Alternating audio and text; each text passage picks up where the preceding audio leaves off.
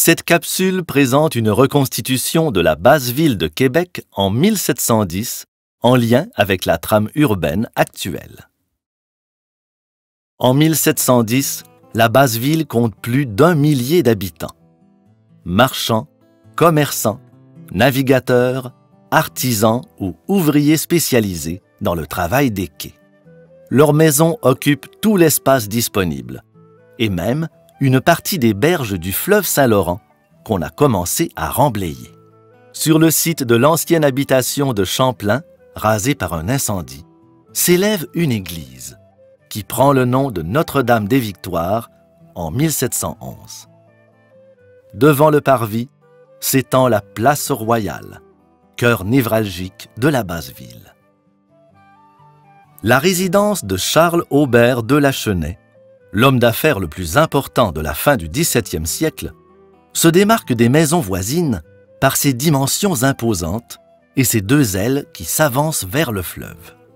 Au fil du temps, cette propriété, qui rappelle les hôtels particuliers français, sera morcelée, modifiée et rénovée.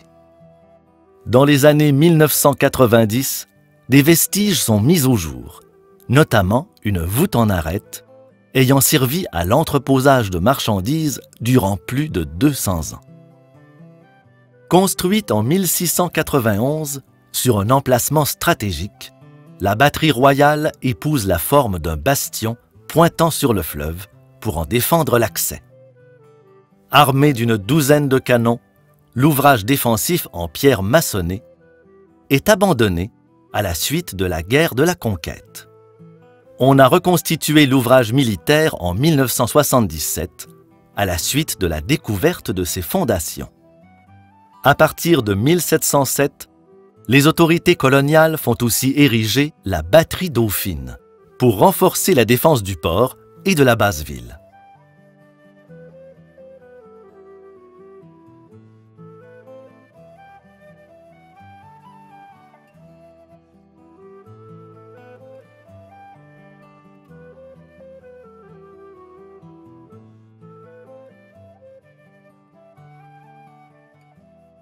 Depuis 1685, un sentier descend la falaise jusqu'aux berges du fleuve, où se trouve un hangar de pierre pour l'entreposage des canaux. Au pied de la côte, qui prendra le nom de canoterie, on trouve aussi un chantier pour la construction de petites embarcations et un débarcadère pour diverses marchandises.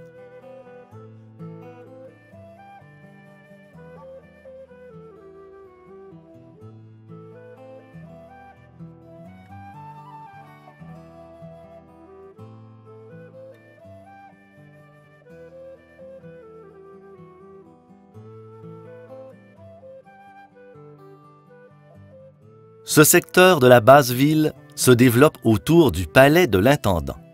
Aménagé à grands frais en 1685, a même une ancienne brasserie. Fonctionnaire d'État responsable des finances, de la justice et de l'administration civile, l'intendant est l'homme le plus influent de la Nouvelle-France.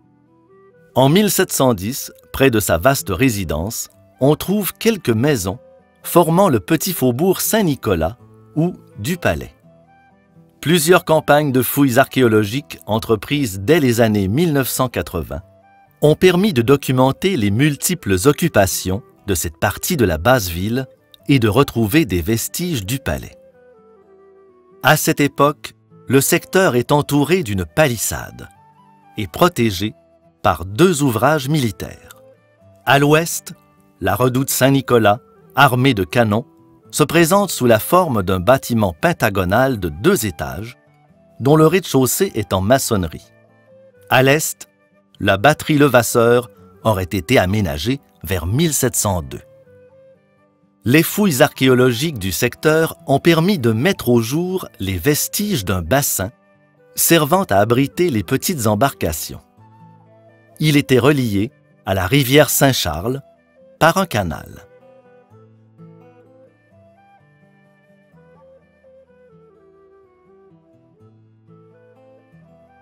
Le premier intendant venu en Nouvelle-France, Jean Talon, tente de stimuler l'économie en implantant des industries dans ce secteur. il fait ériger une brasserie en 1669 et une fabrique de potasse l'année suivante. On y produit du savon mou, utilisé pour le blanchissage des tissus. Après le retour de l'intendant en France, la fabrique de potasse abandonnée sera transformée en magasin du roi. Il subsiste aujourd'hui une partie de ses caves voûtées.